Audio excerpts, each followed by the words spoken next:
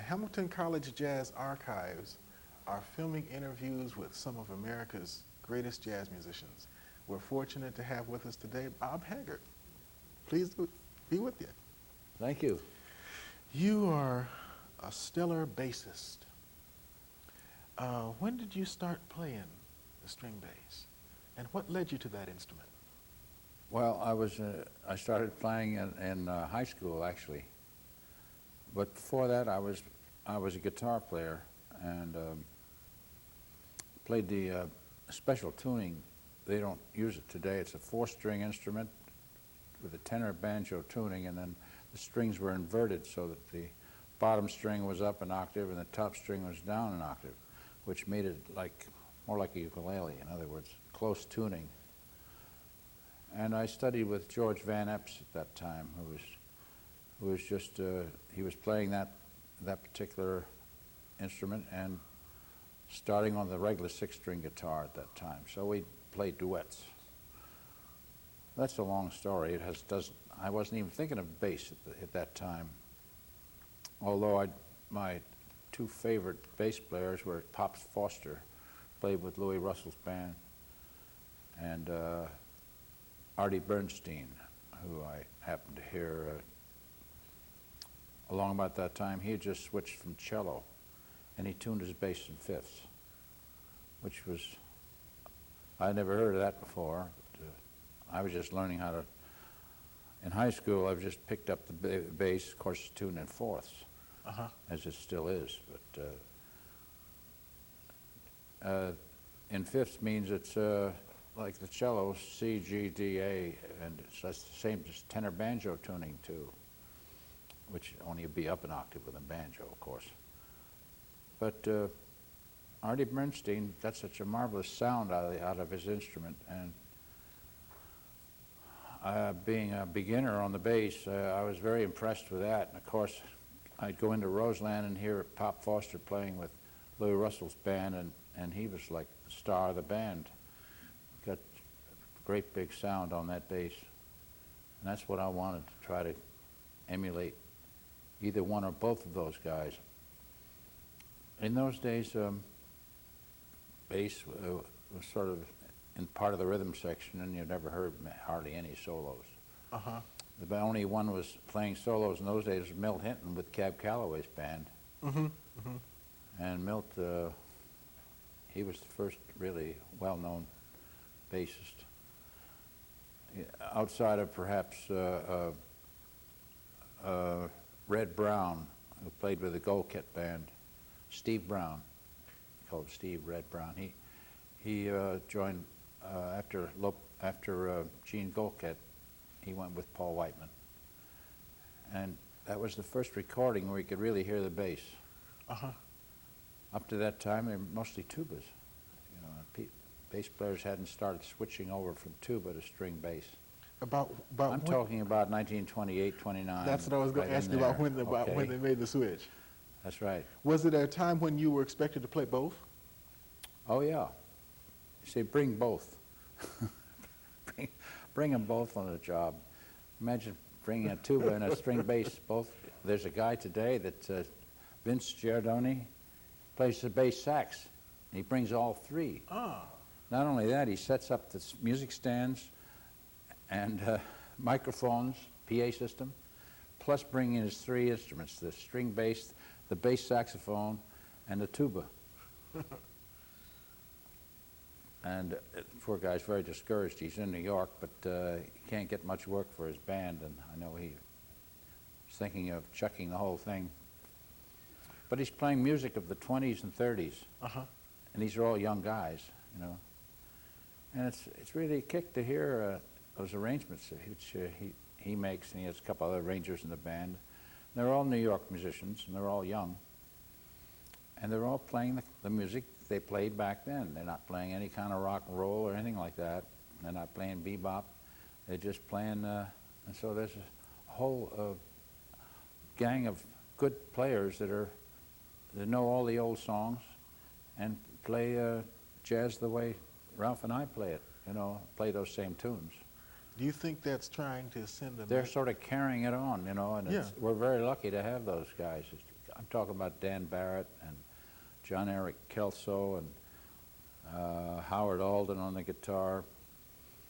And these guys are all in there. Harry Allen, tenor sax. Ken Poplowski. They're all getting a name for themselves as they're marvelous players, and they're not playing bebop. They're going earlier than bebop. In other words, just like swing. Classic jazz, as they say. About the swing era, people say that this is the era when America was dancing. That's true, yeah. How did playing bass? Nobody had any money, and it was the cheapest way to have a date. You could go out, take a girl to the dance, and have a little flask on your hip, you know, a jug, and for 75 cents, that's all it cost to go in and dance for the evening. Of course, the money is completely different today, but in those days, kids in school didn't have any cash. And so that was the thing to do, was go out and dance. And it was very exciting in those days. The bands were good, and there were thousands of them on the road playing in these dance halls, which are all torn down now. But every amusement park had a big ballroom, and every hotel. Hotels, And of course, the theaters featured bands that played on the stage and accompanied all the acts that would come, like Senor Wences and the dog acts and the floor shows, jugglers and dance teams, and the 4 or 5 different acts would go on in front of the band. The band would play all the music. They call those presentation houses, didn't they, Ralph? That was before Ralph's time. Way before that. Yeah, way before his time. How did playing bass in those ensembles, how did it give you an education that perhaps you don't get in a university now? Well, I think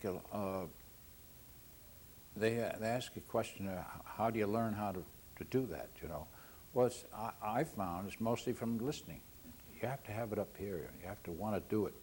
And you have to, by listening to records and listening to other players or groups live, in those days we listened to records all the time. So that you'd memorize, hear a guy play a chorus, you'd play it over so many times, you knew it note for note, you could sing it. Like all Louis Armstrong's early records. I could sing every note right now. You have it in your head. Your head's like a computer, you know, you remember everything that you like. You know, I can remember all Jack Teagarden's solos, because he was my hero. Jack, Bud Freeman, Louis Armstrong, Benny Goodman. These were all names that I had every one of their records, and I could sing you any chorus that they did on any tune. So you have to have it inside, see, and there's another thing that's important is the time, learning how to keep time. Keep it steady, don't rush, don't drag, get it in a groove, you know. Do you think that sometimes even between the bass and the drums, that the drummer actually wants you to take the time? Well, that's a very moot point, you know. It's very, there's none of that after you, because by the time you do that, you're behind. In other words, you both have to feel the same way. And you both know it. When it's happening, it gets good. It's like life, you know. I mean, a lot of things are, if you have a mutual feeling between you, and this goes for the whole band has the same feeling of the beat, and that has to be well, it just happens automatically. You don't have to think about it. It's just a happy feeling, and when you're in it, you know it, but you don't plan it that way. It just happens. It's hard to put the words because it's just a feeling. It's a good feeling when the band is swinging. You can't teach it. You can't teach how to swing. It's like they say about golf. Golf is a game you can teach, but you can't learn. That's a good one. True. On that same note, I think the same thing goes through with jazz. You could try to teach it, but you can't learn it unless you want to. I mean, you have to you have to like something that you hear and say, geez, I'd like to do that. I want to play like that, and it'll get you started. And then you get your own thing going. You do what you want, what you feel comes to you, and you can't go around copying somebody else. mm-hmm. That's the mistake a lot of guys make. They want to play like Benny Goodman. They wind up playing like Benny Goodman, and they don't have anything to say of their own. Mm-hmm. It goes for any instrument, you know. But you have to start someplace. So it's good to have someone to You gotta have an initially idol. be interested in. Sure. A role model. Is that what they call it? Uh-huh. Yeah. That's a good thing, I think. I don't know how else you can get started. Is there an art to constructing a good bass line? What? Is there an art to constructing a good bass line? Well, I've written a bass method book that's out of print, has been for a long time, but Ray Brown studied out of my book, and when I met Ray Brown, he was playing with Dizzy Gillespie's big band on 52nd Street. And I think it was the first time Ray Brown had ever been in New York. I don't know where he's from originally, but he was a marvelous player at that time. He was about 18 years old. And he came over to the table. My wife and I were there listening to this Dizzy's big band, and Ray Brown said, I studied out your book, Mr. Haggart. I keep calling you Mr. Haggart. I said, I better go take another look at that book. I must have missed something. Because he was playing all over that bass. Stuff that you never found in that book, that's for sure.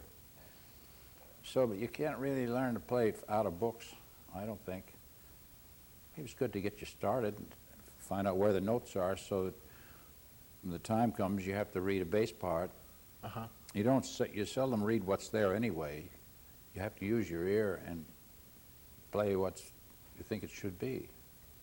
As long as you know what the chords are happening, Uh-huh. and the way the tune's constructed, those are the things you learn when you're a kid. You see how to train your ear and to remember chord sequences. Uh-huh. You have to store all those tunes in your head so that they call out a tune. You can't say, I don't know it. What else do you know? What else? You say, well, I don't know that either. What else? You got to know everything. If you're going to play in a band, you have to know every tune. I don't know how you do that. It just comes from, it takes a long time. Uh-huh. Now these kids today, they know all those tunes. The ones I mentioned before, you know, Howard Alden,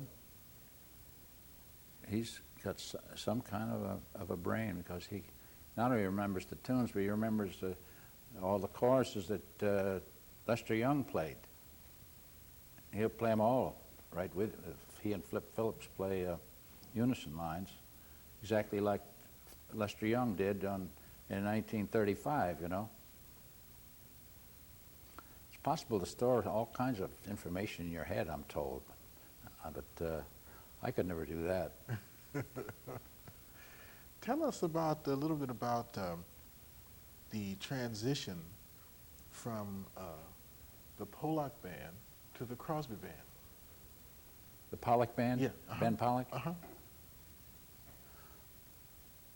Well, that's what happened, wasn't it? Yeah, the Ben Pollock guys all left him because they weren't getting any work. He was trying to get his wife, who was the girl singer, trying to get her into pictures.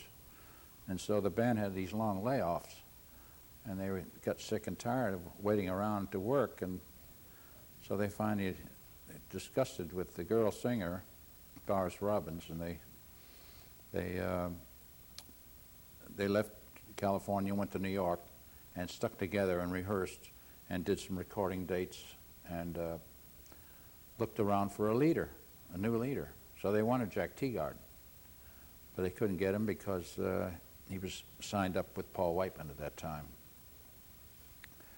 So they came across, somebody suggested Bob Crosby as would be a good choice, because being his brother Bing being so famous, people want to see what his kid brother looked like.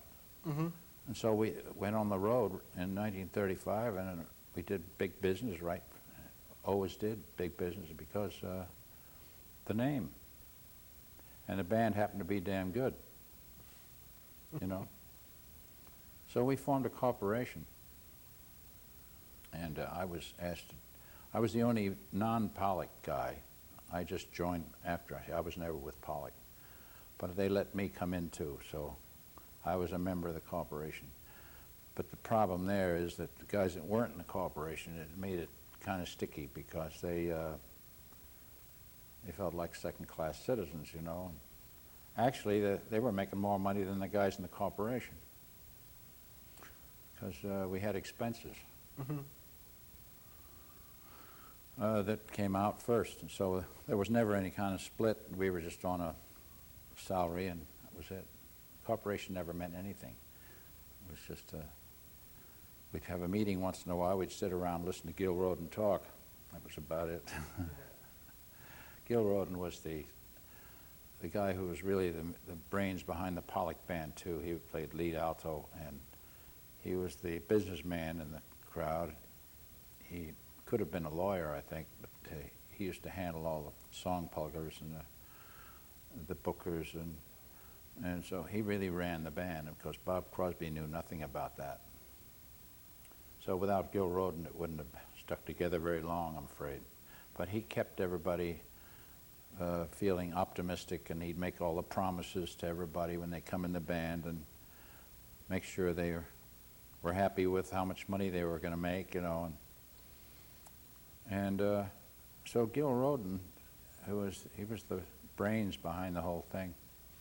In other words, playing the music and the way that music actually interfaces with the music world can be two different things, can it? In other words, there's the actual playing of the music, and then there's the business end of it.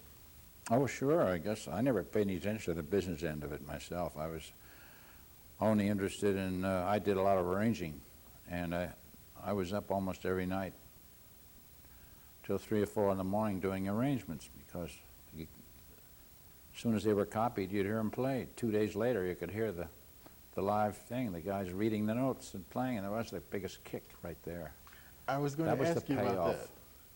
That was a payoff, because then the night after that, be on the radio. So, and then they recorded almost everything, all the bad tunes, and there's 5 or 6 pages in the discography of the Bob Crosby band, and all these tunes, 90% of them you never heard of because they weren't hits. They were just these things. The song pluggers would give us the song copies and said, here, so pay me $35 to do the arrangement. That was the only time I ever got paid, was from the song publisher. Plugger, they called them, song pluggers. Tell us a couple of your favorite arrangements that the band played. Well, I guess the most famous was South Rampart Street Parade. That's the one that's played most today. They made a stock orchestration out of it, you know, so that got around, and it's the New Orleans March, you know, which isn't everybody's dish of tea to play New Orleans March, but it's not exactly a thing for dancing. But even Guy Lombardo that was his big number. He'd play South Rampart Street Parade, Guy Lombardo, and they'd get hot on it. But you know, that's not a jazz band. Lombardo was a very sweet, call it sweet music in those days. There was hot music and there was sweet music. And this had nice tempo and everything, and then all the old people loved to dance to Guy Lombardo. It's like Lawrence Welk today. He was the Lawrence Welk of those days, Guy Lombardo. Sweetest music this side of heaven. That was their logo. Ours was the greatest Dixieland band in the land. It was the Bob Crosby band. And you made arrangements also for the smaller group that played out of that? Well, we didn't have arrangements for the Bobcats. I was strictly a head arrangements. Faked, you know. We'd figure out a little introduction or something sometimes. And we talk over it the first time we'd run it down. We say, you you do this, and I'll take 16, then Eddie will play 8, release, and then I will play stops, and Ray Paduch play drum breaks, and, you know, you talk it over. Don't have any music. Well, that's the way that we are with this thing we're doing this weekend. We didn't have music. We just pick out some songs, and whatever Kenny wants to play, we play. Right? Kenny picks the tunes usually, and Warren goes along with anything. If you were explaining to students that you knew were going to see this tape, could you explain to them how much vocabulary a jazz musician has to bring to the table in order to do that, in order to just have guys maybe he's never even played with before just call tunes and be able to make it through those tunes? Well,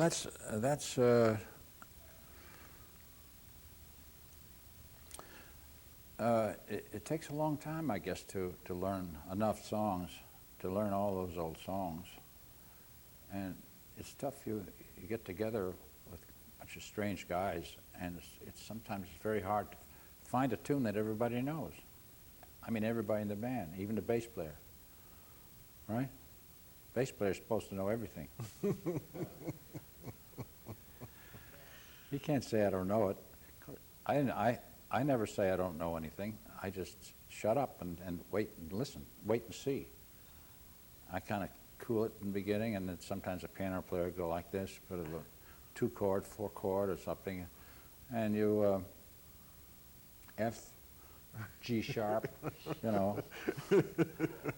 So you fake it. You got to be a faker to play bass. Pretend, you know. And then the second chorus, you come out cooking after you got it. Second chorus, you've forgotten what you did the first chorus. Yeah. Well, it's you have to store up all these tunes in your head. You have to like it. You got to like those songs. Irving Berlin. You know how many songs Irving Berlin wrote? More than anybody. I think I know them all, just because I was around when they came out, a lot of them. Even Alexander's Ragtime Band, that was way before my time, but you learn that right away, you know. It's a very simple song. Any fool can play it, you know.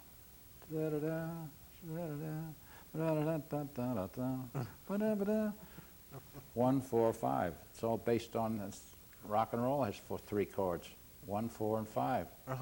You learn those 3 chords, you can play almost anything. Till you get into Cole Porter. George Gershwin gets a little more, you know, Harold Arlen. It gets a little more sophisticated, and then you got to learn all those other little side turns, and you know, Jerome Kern, The Song Is You. I mean, it separates the men from the boys. When you learn the release to Song Is You, it goes into all kinds of strange levels, you know. You start in C, and then you go into E, and you go into G sharp minor, and you know. So it helps to study all those chords. Study harmony, study composition, the way chords are constructed, bass lines, and the little cello line. If you have the melody and the bass line, and then one other line inside there, that's the tune is constructed on now those 3 lines. Melody and the bass, and even in Beethoven or Bach, that's still a fundamental that goes with any music. You have the melody, then you have the bass. And then you have all the stuff in between. That's just the icing on the cake. But the fundamental thing is the bass line and the melody. Am I making any sense at all? You're making wonderful sense because I feel that the 2 of those are the most active of the lines. True. And sometimes I feel it's the bass player's job to put enough curve on the bottom of the band to make a soloist work. Because if a bass player plays flat and doesn't play any energy, no help at all. He doesn't feed the soloist anything. No help, that's right. And you got to watch out for the piano player's left hand too, because he's going to set something there. You got to be with that. So you got to, you know, you got to work together. You have to listen to each other. A lot of guys don't listen. You know, you speed up, or the drum sets a nice groove, and the bass player's right together, and the thing is swinging. and the front line automatically has to fall in that groove, you know. Uh-huh, uh-huh. So you're there to help. Bass player's there to help, that's for sure. Yeah. You can rush a little bit. That helps sometimes. Uh-huh. So it doesn't start going backwards. Right, right. You know, you got to just kind of lean on it sometimes. Mm-hmm. And sometimes you got to kind of hold it back. So it's not like a metronome. Mm-hmm. Doesn't have to be like a metronome. Depends on what the tune is and what's happening. Sometimes it wants to move, you know. Mm-hmm. Sometimes too much precision can stop it from swinging. That's true. If it's rigid. You listen to the Basie band, they used to lean so far back that you thought they were going to, they're not slowing down, but it seems like it. Some of those real slow things, Mm-hmm. you know, it's very hard to play slow and keep it swinging. Because the tone is so exposed. Yeah. I want to ask you something about playing the bass and playing slowly, because a string bass, unlike an amplified bass guitar, you only have your physical enunciation of the string.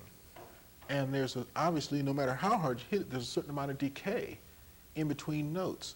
But it's the sustain of the notes that drives it. So that has to be a lot of your particular technique to keep a band. So instead of playing notes, thud, thud, thud, you play phrases. That's right. You have to preface the notes with little lead-ins, and because you get, when it's real slow, or you can do little, you can do triplets, you can do sixteenths, you can do something, as long as the downbeats are where they're supposed to be. Mm-hmm. You have to nail it down. That's right. You're swinging, no matter how slow you got to swing. Because you're beating double time anyway. You're playing very slow. You're sort of beating in 12, you know. You think at 12. Sets, 4 sets of sixteenths. So it's really double time, but you don't play double time. You think double time. Or else you think in triplets. So it's back and forth, you know. I don't know whether that makes sense or not, but... Yeah, it makes plenty of sense. Tell us about some of your time in Europe with what was called the world's greatest jazz band. Milton. We did quite a few trips with the world's greatest jazz band. And I've been over since then, too, with a lot of the same guys, Kenny DeVerne and Yank Lawson, and George Masso, Ralph Sutton, and Jake Hanna. But we've been over, every time it seems it's a slightly different group. Hardly ever go over with exactly the same personnel. So it's little changes here and there for one reason or another. But the Germans seem to really love jazz, and they won't let you off the stage. You've got to play 2 encores anyway at the end of a set, sometimes 3, and they get their feet stomping, you know. They clap and stomp at the same time, and that means get ready to play another one. But you got to pretend you walk off the stage, and you wait out there and say, guess we're going to do another one, so then we start ambling back on again. Play a second one, starts over again. They don't do that over here. I mean, there's something about Europe. It's not just Germany. I mean, they do the same thing, I think, in Scotland and Scandinavia. Do you feel the Stockholm. appreciation is greater? Oh, and well, if so, why? I guess it's because they've gotten it through just recordings. And when you come over in person, they're very thrilled. And they have all these records, and they want you to autograph the records. And they come in with a pile of records like that. And a lot of this stuff came out in Europe, and you didn't even know that they existed. Of course, you never see any royalties, that's for sure. Those things come out. So you sign a whole bunch of these things, and it's really an ego trip, because you didn't realize people cared, you know. But over there, they seem to. You feel like there's... You're a hero when you go over there. And now, like Jerry Jerome has never been over there, and there's a guy, he's made records with Glenn Miller and Benny Goodman and Artie Shaw. And he's never been to Europe. Now, he went over for the first time to Holland, found out all these people knew who Jerry Jerome was. Of course, they're avid record collectors, you know. They don't miss a thing. Certainly you don't see much of that over here. Is there anything we can do to kind of create that respect for this art form right here in the United States? Gee, I wish I could answer that one. But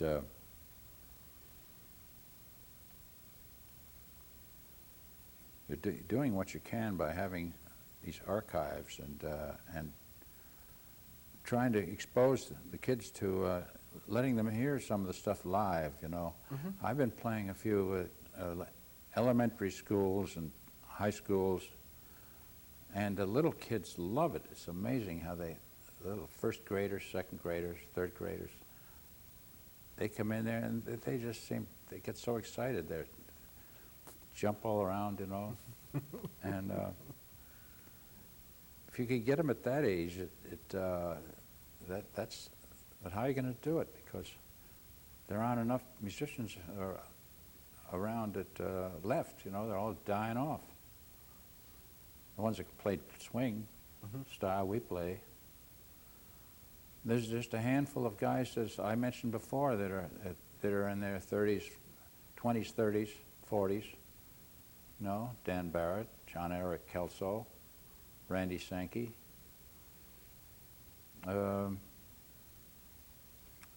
Harry Allen. Now there are a lot more than that. They happen to be the ones that I've been working with lately. But there are young guys that are marvelous players that, well, they wind up there teaching school because there aren't enough places to play. You can't make a living. It's a sad state of affairs. Because when we started out, all kinds of little joints you could play. You got to have places where you can be lousy, you know, to start. And in those days, you could play rotten, and they thought it was marvelous.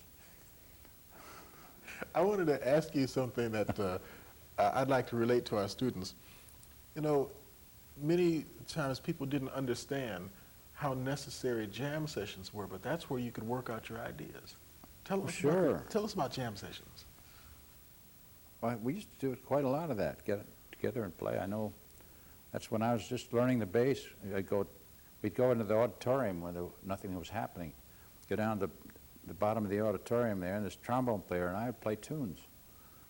He was just learning Jasmine blues and tunes like that. And I was just learning the bass. I just learned the scale. And so I learned to play in B flat. He showed me the C scale. Da, da, da, da, da, da, da. And then I went from there. The first Saturday night, I got a job on the bass. Right away, made $8. I don't know what I was doing, but it was fun, and so that started me off. And but you have to get together. When I hear kids say, "How do you do this? What do you?" So well, you find a guy who likes to play, and the two of you get together and get a third guy, and you try to play songs, play tunes. Let's try to play this, you know. And you all listen to records, and that's the way it happened with me anyway. That's all like the same things. I was crazy about Bud Freeman, and I first heard the Red Nichols and his Five Pennies with Jimmy Dorsey on the clarinet, and then I heard Benny Goodman. God's sake, he was unbelievable in those days. Way out front, class by himself. He was just a kid in his 20s. And then heard Jack Teagarden. I couldn't believe. Before that, it was Miff Mole. He was around New York, and Jack came into town and turned it all around. Teagarden. Bud Freeman on the tenor sax. Before that, and Coleman Hawkins. He and Coleman Hawkins were the two stars at that time. Later, Lester Young, you know, Chu Berry, Coltrane. Everything goes in stages, you know. Is there anybody today that is playing the bass the way that you like to hear it played? Well, Milt Hinton has been my role model for a long time. I always wanted it. And then there are a lot of younger players who are doing things on a bass that we never dreamed of back in the 30s. Scott LaFaro was the first one. Have you ever heard of him? He died young. There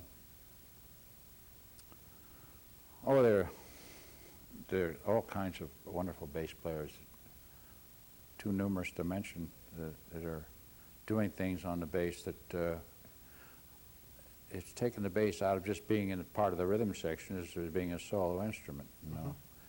But unfortunately, most of the guys are playing solo when they're supposed to be playing in the rhythm section.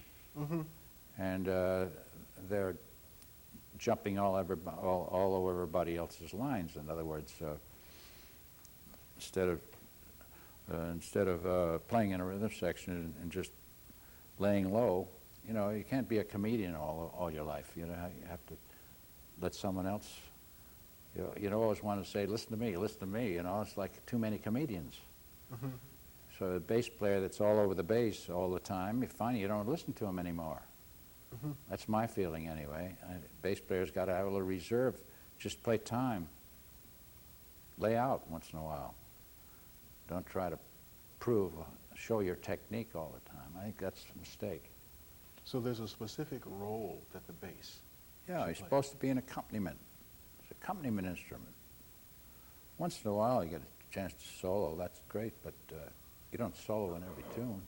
I think what started that is all the duos that they, piano and bass, because the clubs couldn't afford any more than two men. They wanted some kind of entertainment in a bar to attract people, so they get a very good piano player, and he gets best bass player he likes to work with. Piano and bass duos, like Ray Brown and Oscar Peterson. Start there. And there's all over the world, there's these piano and bass duos. No drums, can't afford it. And there was Bill Evans. He always had marvelous bass players. He had Scott LaFaro. And they always had a quiet drummer. And that was it, the trio. You don't find many piano and guitar trios because they duplicate each other, and they have to give in to each other all the time. They got to work out things together in order to have To be compatible? Yeah, to be compatible. So they have to agree on things, and they have to give to each other all the time, decide on which chord to use here and there. The guitar player's got to keep his ears open, and the piano. It's much harder to play with piano and guitar than it is with just bass, piano, and drums. Because that way nobody has to worry about anything. They don't have to. They just play, and that's it. Each person has a distinctive register. A role, to play yeah. behind a role. Now, I wanted to ask you, as we kind of wrap up our interview, if you had some words of wisdom to pass on to young musicians who are just now beginning to come in to either study jazz as a performer or taking a class in music appreciation involving jazz. What could you tell them about this idiom that you've experienced that you think is rich? I think I already said it. It's in that the secret, I think, is to get it up in your head, do a lot of listening. Listen to things that you like, and store up all these songs. If you want to be a performer and play with other guys, you have to spend a lot of time together and both like the same things and learn the same things. And if you write original tunes, you teach them to each other, and you work out an act. Like, you know, it's like the rock groups. That's the way they start. They get together, and piano player will write some kind of a thing, and then they'll all learn it. And then they sing. It's mostly vocal. It's all vocal things in rock. But there's hardly any vocal things with the kind of jazz that we're doing. It doesn't have to be all vocal. It can be instrumental, and there's all kinds of combinations of instruments which you can write for. You can have a flute and a cello and a clarinet and write jazz for that. But actually, it doesn't sound much like jazz when you get the legitimate instruments. You know, the classical instruments doesn't really send you. A jazz flute, to me, doesn't have an awful lot of impact like a tenor saxophone. You know, and I prefer the lower instruments like trombone and tenor, rather than you know, the high clarinets and high note trumpet players and all. Altogether, they sound good, but if you just have a band of 3 trumpets in a rhythm section, what are you going to do? You know, it has to be. It's like a string quartet. You have the first violin, second viola, and cello, and everybody's got their line, and nobody interferes. So you got a baritone sax, maybe a trombone, and an alto and a trumpet, or there's all kinds of combinations you can have. You know, usually 1 trumpet, 1 trombone, and a tenor and a clarinet. That's what we usually have. That seems to work pretty good. That covers the register. Yeah, it's like four voices. They don't get in each other's way too much. And again, if those guys are going to play, they got to listen to each other. Don't try to make, as Bobby Haggart says, you don't have to make a home run every time. Just get on base. That's a good one. You know, because a lot of guys think they have to show off everything they got in 8 bars. You got to lay out and listen, and then play something, and then, you know, fit it in. You don't have to prove what you can do all at once. In other words, relax. Go along for the ride, have a good time, enjoy the music. You know, smell the flowers. Tell us about how'd you feel when you got this award, Jazzman of the Year? You mean out in California? I got there and I didn't even know about it. And somebody said, "Have you seen your picture on the cover?" They have a little booklet they pass around, you know, it tells you where the bands are playing and everything. I'm on the cover. Nobody even told me about that. So, well, the year before I'd had a big birthday party, 80th birthday, and I had my cover on a picture on the cover of that too. So I started to get used to it. Well, it's very exciting, you know. But I think, what am I going to have to do? They're going to ask me questions in an interview or something. I always shy away from talking on microphones and things like that. Well, once I get started, you can't stop me. That's the trouble. Ask me a simple question, you get a very involved answer. Well, that's your prerogative. You've earned that. One last thing is, tell us about this piece, the Big Noise. Big Noise. Big Noise from Winnetka. Well, I've been doing it, let's see, 1939 is when it first happened. I got bitten by this Big Noise thing in 1939. It was we were in Chicago with the Bob Crosby Band, and the drummer was Ray Baduch, and he's from New Orleans, and very colorful drummer. He was the whole show. When you go hear the band, you remember him because the way he played the drums, he was an act in himself. You know, it was wonderful. He could dance, but we were doing a number for the kids from the Winnetka. A lot of kids which is a suburb of Chicago. Kids were in there to hear the band on a Sunday afternoon, and we had a radio broadcast coming up, as I remember, it was at 5 o'clock. And we used to put on a show for the kids with the small band, come down off the stand, and the trumpet, trombone, clarinet, tenor. And it was Yank Lawson and Eddie Miller and Matty Matlock and Smitty.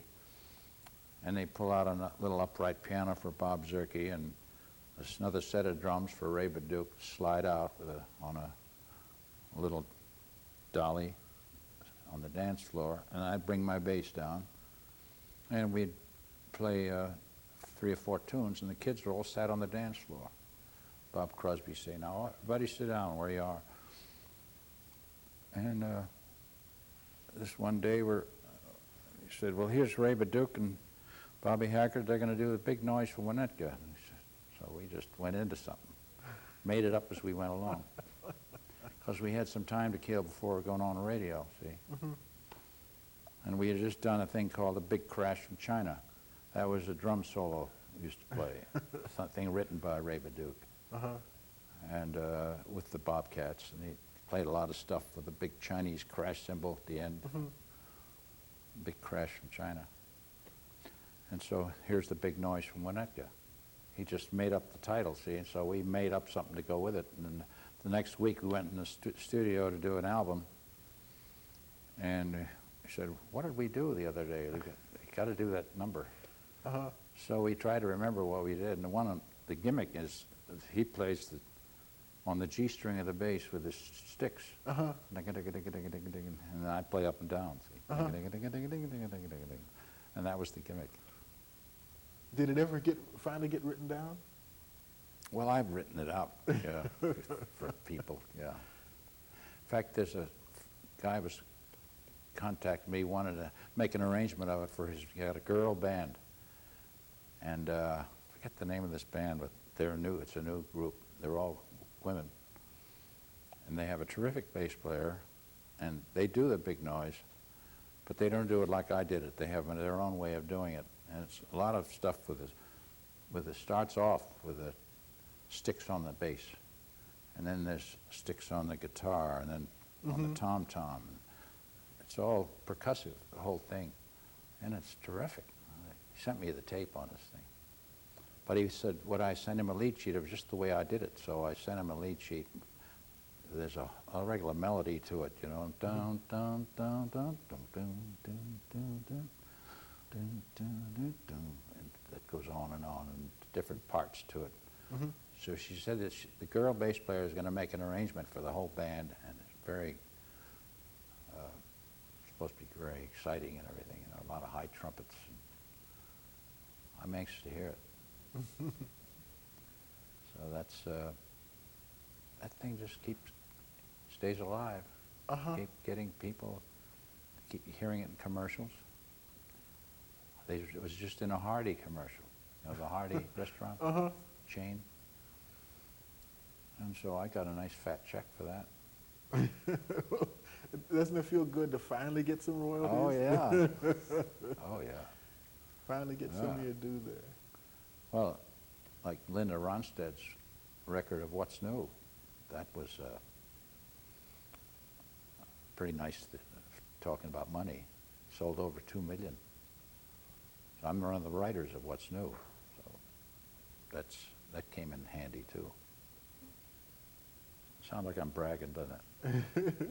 Isn't it good though to write something or do something that you know communicates to other musicians, even in other genres? That should make you feel good. It does, but that's happens after the fact. I mean, when you're writing it, you're not thinking of that. You're just doing something that you like and appeals to you. And you write it out and did an arrangement for the band, and that's the kick when you hear it back the first time. And then as it goes on, it gets better. As they play it better, they learn it, and everybody seems to fit their part, you know, get it to blend better, and everything is smoother. So that's the thing about arranging for a band. It's you see it evolve, get better as it goes, as it's played. But the very first hearing may have spots in there that are disappointment to you, as well as, you know, it works two ways. And you fix it. You take it out or something, fix something, fix whatever it needs. As they say, Glenn Miller was very good at that. That was one of the best things he did, was be able to doctor up arrangements. Of course, he was a good writer himself, but Artie Shaw was very very smart at fixing arrangements too. On command, he could just make one little change. And Benny Goodman the same, and Tommy Dorsey. They were all very good at fixing arrangements. They weren't quite right when they weren't, so they had to make little cuts or repeats or changes of volume or whatever, you know. And Tommy Dorsey, according to Yank Lawson, and a lot of guys that played in the band said that Tommy was probably the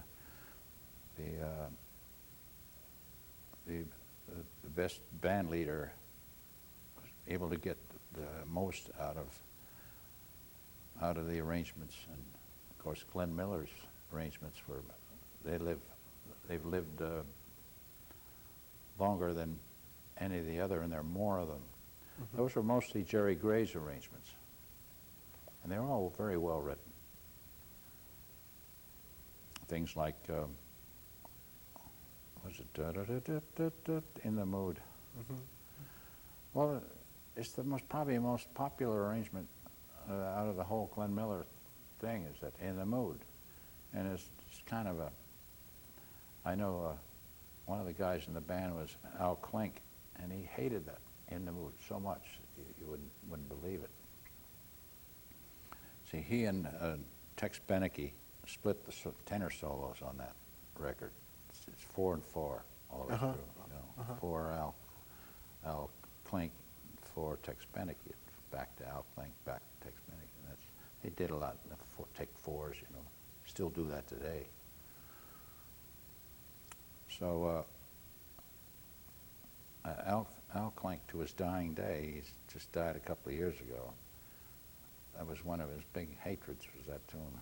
If you have to do it all the time, doesn't mean you have to like it, you know. Just do it anyway. Yeah. And then, of course, you know, all bands have a tendency to be stereotyped for one or two favorite tunes, and sometimes it isn't even the best tune. That's right. That's like the Crosby band had the South Rampart Street Parade. We always had to play it wherever he went, you know. Crosby himself became a band leader, and he'd go around to different parts of the country and get all the local guys. He'd call ahead, and some guy would contract the whole band, a sax section, trumpet section, trombones, and rhythm. He'd just go in with his arrangements and pass out the arrangements, and they'd rehearse, and then he'd do his concert. And lots of times the local musicians were, you know, not necessarily real good, but it didn't have to be that good if you're just playing in a section. You don't have to be a soloist. And I think that's the way it is with a lot of the kid bands today. You know, the stage, used to call them stage bands. You got 4 trumpets, 4 trombones, 5 saxons. And there's an awful lot of music written for that kind of a combination.